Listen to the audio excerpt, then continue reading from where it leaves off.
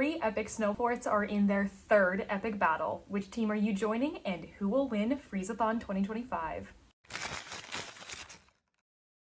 Hello, my name is Julie, and if you are unaware, Freezathon is the readathon that I have run for the last 2 years, and I'm bringing back this year. This is a month-long team-based competitive readathon, all inspired by winter. But best of all, it is a readathon that gives you and your team points no matter what you read. The basic idea here is there are 3 different genre-based teams. There's a sci-fi fantasy team, a romance and realistic fiction team, and a mystery thriller horror team. You are going to choose which team you would like to be on, and you are going to read books and get points for your team. And the team that has the most points per person at the end of the readathon is going to win. Let's get started with some logistics. So, down in the description is going to be a link to everything you need to know about the readathon. Most importantly, there is the info doc.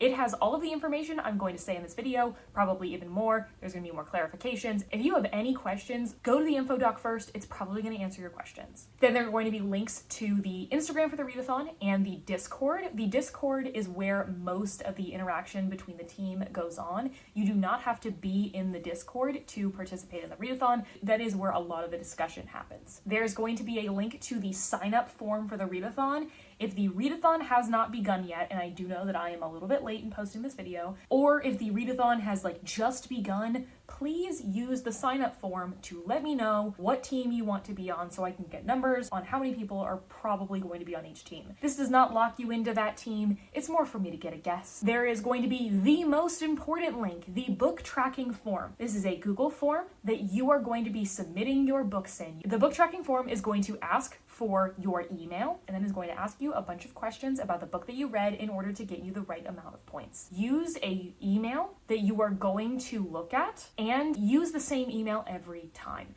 This is basically functioning as a username so that we don't have duplicates of people, but is also going to send you a receipt of what you submitted, and if you catch any mistakes, you can fix them, and you don't have to contact me. And lastly, there is the point simulations sheet. So somebody created this first year, and I decided to make an official one. This is a little Google sheet where you can check out how many points you think your book is going to get. Also, I am considering making a story graph challenge for the readathon for people to suggest books there. On the Instagram and the Discord are going to be all of the different templates that I have made for you to post on social media about the readathon. So let's get into the readathon itself. If you have participated in Freezathon in the past, it is going to function the exact same way that it did last year. Our prompts are just going to be different. I thought I had to reinvent the wheel with this readathon because I wanted it to be new and different, but when I told people, I was like, I don't think I really have the time. A bunch of people reached out to me and were like, we like the readathon just as it is. And also, it's been a year. So thank you to everybody who specifically reached out to me, encouraging me to not reinvent the wheel. So now let me tell you how to sign up, start, and play. Follow the readathon wherever you're going to follow the readathon. Instagram, Discord, I am going to be posting all announcements in both places. Maybe occasionally I'll put something on YouTube. We'll see. Then you are going to choose which team you would like to be a part of. And let me introduce you to our 3 teams. First up, we have Fortress Frost. This is for those that are destined for adventure, wanting to brave the worst that Mother Nature has to offer them. The bravest fighters, they are ready for the toughest battles and hardest expeditions. Here, we say that the journey is half the fight. For this team, you are going to be reading fantasy, science fiction, and speculative fiction. Then we have Castle Cocoa. Castle Cocoa is for those that believe the best part of winter is snuggling inside, warm by the fire, beverage in hand. They may be an unassuming adversary, but they are fierce protectors of their home. It's not hard to see that a strong heart is the best armor. For this team, you are going to be reading romance books or realistic fiction, general fiction, litfic, historical fiction. And lastly, we have Tundra Tower. Tundra Tower is for those who know that the scariest time of year is when the elements are all out to get you. The cleverest planners, they are always one step ahead of anyone who would take them down. Our motto, a suspicious mind is never unprepared. For this team, you are going to be reading mystery, thriller, and horror books. So you are going to choose which of these teams you are going to be on. You do not have to only read books that apply to this team's theme, but you should pick the team that most aligns with the books you are planning on reading in December, even if it's not your favorite genre of all time. So once you have picked your team, if the readathon has not started yet, or it's past the first couple days of the readathon, go sign up for that team in the description. And if you're going to be on the Discord, go to the rules and links page and select which team you're going to be on, and you will get put into your team's specific Discord sections. Books can collect points in 4 separate ways.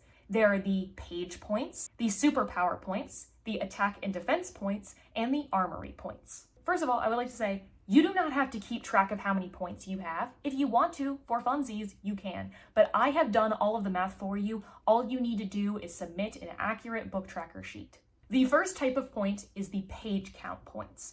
For every 100 pages of a book that you read, you are going to get 10 points. So if you read a book that is under 100 pages, you will get 0 points, but you will still get points for the other metrics. If you read a book that's 525 pages, you're going to get 50 points, so on and so forth. There is a handy dandy chart for you. However, if you are reading a graphic novel or a manga or a comic or anything in that family, you are going to put that you read 0, and that's going to mark it as a graphic novel. Another caveat, graphic novels are going to, for the rest of the types of points, get a multiplier of 0.25. We had a problem come up last year where there were a couple of people who read entirely graphic novels who started blowing everybody out of the water with points. And so I play tested a number so that graphic novels and novels seem to be at about the same heaviness of points, considering how much shorter it takes you to read a graphic novel than a novel. Those people still ended up gathering a lot of points. They were very gracious about the rule change, and I think it really worked out. So then there are superpower points.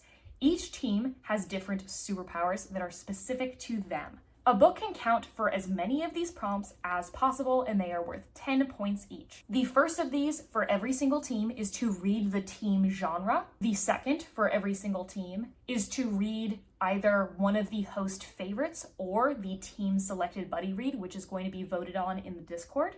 And then there are 3 specific to each team. I am technically a host of all the different teams because I'm special. But the hosts of Fortress Frost are my friends Danny at The Cytonic Reader on Instagram and Emmy at Emmy Reads on Instagram as well.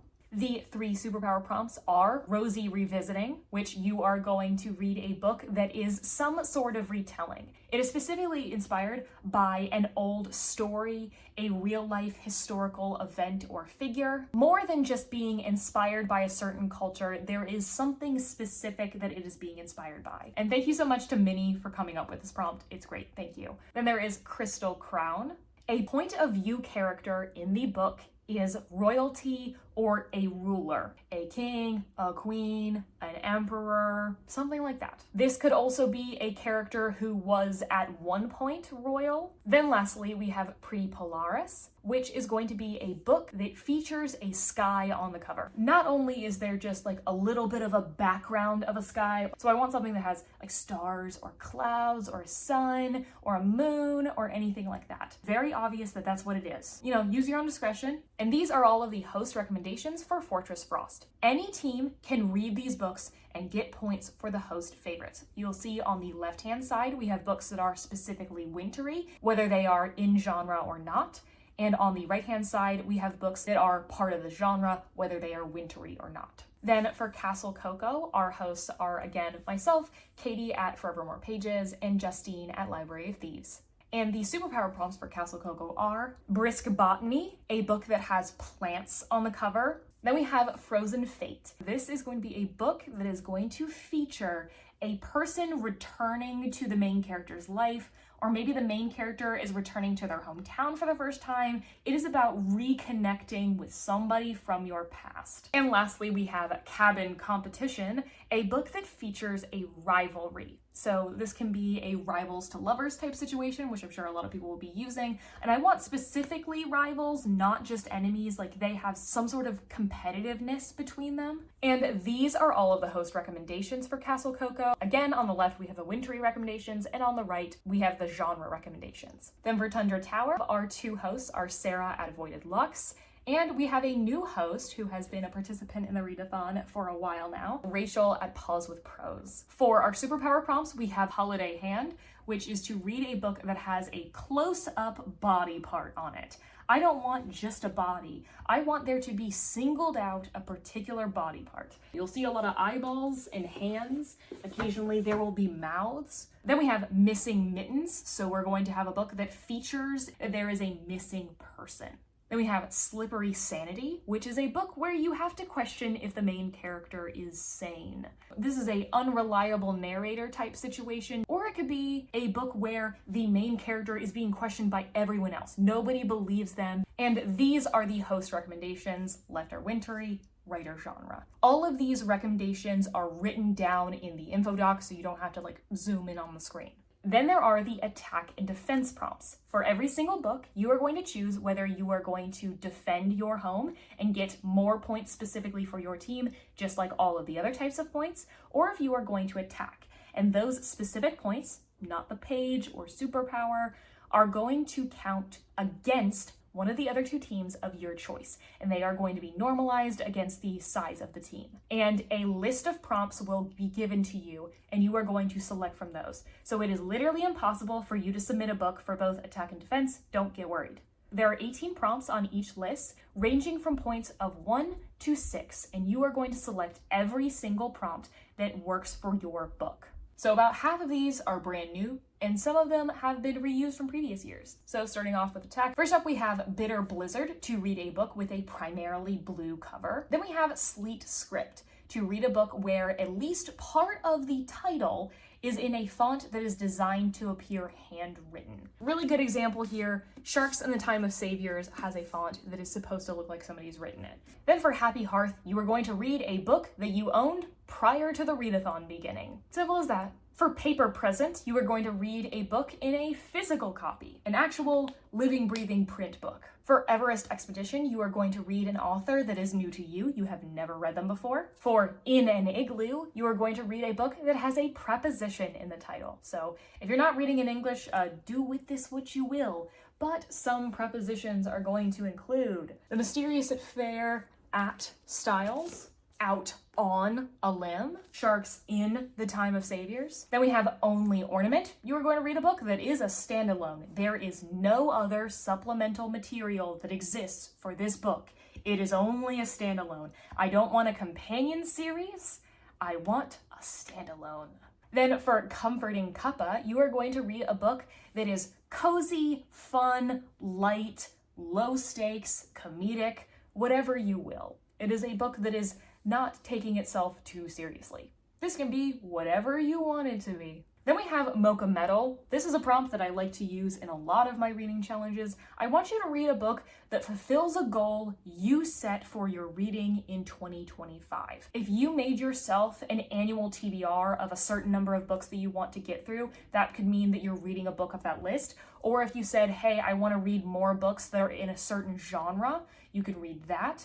If you said, oh, I want to read the oldest books on my TBR, something like that. Just something that you have said for yourself that you want to work on for your reading, work toward that. So for me personally, something that I've been trying to work on is getting the number of series I have down. So if I'm reading any sequels, that could work, even though I just had the standalone prompt, oops. My favorite thing that I came up with for the readathon is to do the 2 zodiac signs that are in December. So first up, for Cool Capricorn, we have read a book with an animal on the cover. So Capricorn is an animal, get an animal on the cover. It doesn't have to be the main feature of the cover. It does not have to be a real life animal. Just an animal. For Twinkling 12 Days, this might be a little bit harder to find, but you are going to read a book that has an exactly 12-letter title. For Hibernal Horizons, you are going to expand the horizons of the publishing industry by reading a person of color. I always want to make sure that I am rewarding people for reading books by marginalized authors. Then we have Zippy Zamboni making its return from the first year. You're going to read a book that involves a journey, travel, or a quest. Maybe the main character is going on vacation, or they are doing a long journey across a different place in order to get something. New prompt I'm pretty proud of. Alpine Algorithm, you are going to be reading a book that has been recommended specifically for fans of a book that you've loved. Whatever book website you have, go on a book that you love and look for recommendations there, or you can find a book that you already want to read and look to see if any of the books recommended by the website are books that you have loved, or if anybody has made any sort of post that is like, if you like this book, read this book. That is within it. The idea here is that it is not being personally recommended to you, it is being recommended to for fans of that book. For Newly Nordic, you are going to be reading a book that has been published in 2025, or if you're an ARC reader, is an early release for 2026. Then I lied. I think this might be my favorite prompt that I came up with for the readathon. We have Sneaky Snowblindness, which you are going to be picking what book you are reading blindfolded. You can do this however you want. If you have a big, large library, you can just blindfold yourself and pick up a book. And if you haven't read it, you're gonna read it. You could like set out the books in front of you, blindfold yourself, and spin around, and whichever book you land on is the book. You could have a friend, partner, family member pick out a selection of books for you, and you've got to like do the blindfolded book challenge to determine what book it is and try to find the book that you want. That would be fun. If you're doing it from a selection of books, let's say, if you're only picking from like 4, 5, 6 books, if you choose a book, all of the books that lost cannot be used again to do this, but you can do this as many times as you like. If you're a TBR planner, make sure you lock in that book that you're gonna definitely read it that month before doing it again, or read it before you do it again. What I would love for you to do is send me videos of you doing this. I wanna see it. Also, if you decide that you're going to defend with this book instead of attacking, you still have cleared the hurdle and can do it again. Then for First to Fire, you are going to read the book that has under 15,000 reviews on Goodreads. And I am specifying Goodreads, anyone can access it, but that's a really good metric of how many people have read the book compared to other book websites that have fewer users. The last attack prompt is Icy Item, to read a book that has a cold, wintry related item on the cover or word in the title. Now for defense. These are going to defend your team, get you more points, just like all the other types of points. For Wild Winter, you're going to read a book with a predominantly white cover. For Tilted Trees, you are going to read a book in which the title is not completely horizontal on the cover. For example, Love in Other Words is at a slant on the cover. That can be something you do. You could do a book where the title is curved or one of two of the words is curved. You could do a book where the title is actually vertical on the cover, like Watermoon. Then for Nutcracker Neighbor, you are going to be reading a book that you have borrowed. This could be a book that you have personally borrowed from a friend or family member. This could be a book that you've borrowed from the library. Then for Sparkly Screen, you are going to be reading a digital copy. So that could be an ebook or an audiobook. For Reliable Reindeer, you are going to read a book from an author that you have read before. For Punctual Presence, you are going to read a book that has punctuation in the title. For example, Beautiful World, comma, Where Are You? Books with an ampersand instead of an and. Books that have an apostrophe in the title. All of that counts. Or Martyr by Kaveh Akbar has an exclamation mark. That sort of thing. Then for Many Mistletoe, you are going to be reading a book that is not the first book in a series. You are going to be reading a sequel, conclusion, or companion. It can be the second book in a trilogy. It can be the third book in a trilogy, whatever.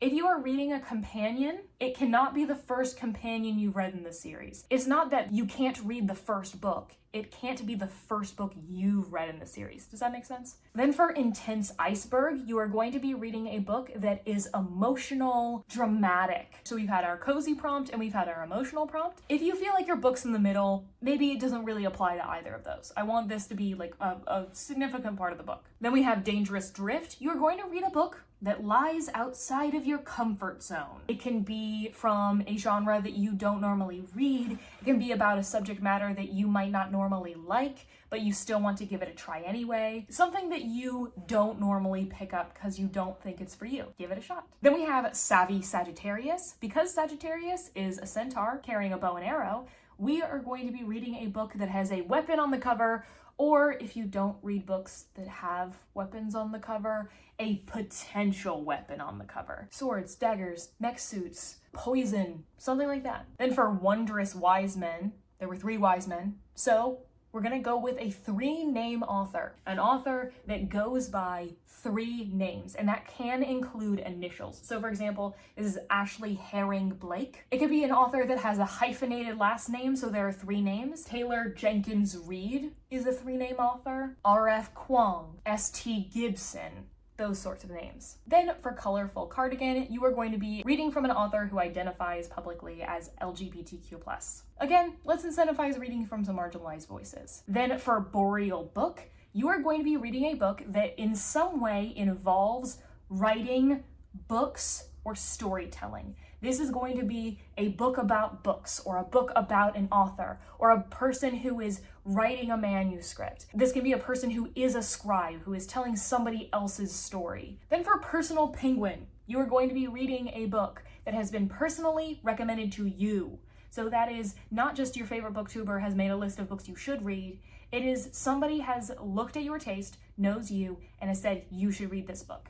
If you don't have something like that, in the Discord, you can go to the personal recommendation section. You can tell us a little bit about yourself and what kind of books you like to read, and people can recommend you stuff. Then we have TBR Vet Vortex. You are going to be reading a book that has been on your TBR for at least 4 years. If you're newer to reading, then just like the oldest books on your TBR. If you own a lot of books, this can be books that you own, get through that backlist. Or if you don't own that many books, books that you've had on your online TBR or your reading list or whatever you have. Then for Popular Polar Bear, Poll Pick is coming back. Kind of similar to the blindfolded thing, you are going to select a handful of books and you are going to give a poll to people on your social media or on the internet or that you know in real life.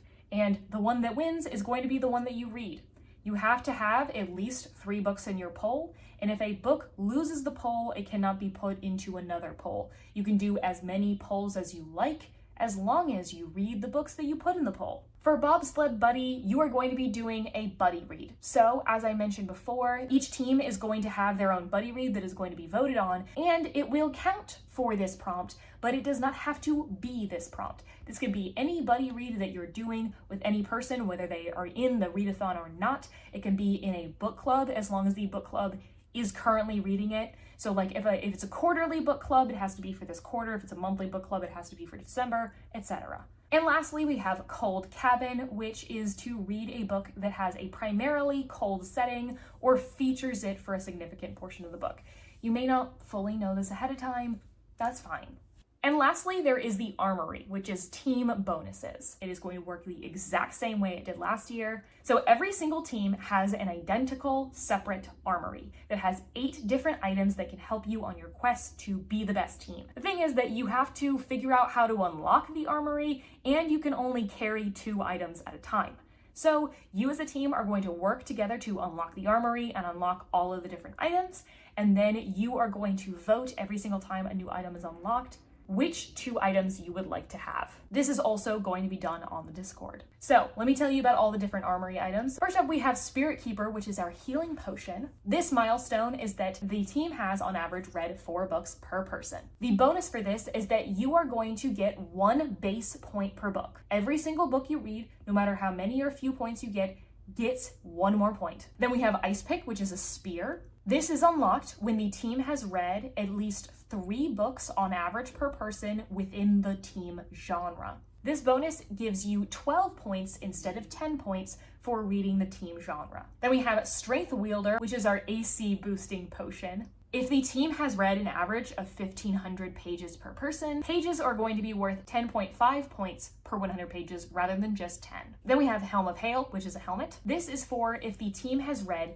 2 books per person on average in one of the 3 team-specific superpower prompts. So whichever one is the most popular will unlock this. The bonus is that all 3 of the team-specific superpowers are going to be worth 12 points instead of 10. Then for Comet's Air, which is our bow, this is for if the team has attacked with at least 3 books per person on average. The bonus is that the 3 most popular attack prompts are going to be worth 2 more points. If you pick this, I will let you know what the most popular prompts are. I will kind of lock it into what is most popular at the time that it is chosen. I'm not going to keep changing it because that would be way too much work. But if you unequip it and then re-equip it, I will adjust it. Then we have Whitethorn, which is our shield. This is for if the team has defended with at least 3 books per person on average. So this is the same thing as the other one, except it's going to be the 3 most popular defense prompts getting the 2 points. Then we have Heartwarmer, which is our plate armor. This will be unlocked if the team has at least 2 books per person on average with 75 points or more. This bonus is that all of the 1 and 2 point defense prompts are going to be worth 2 more points,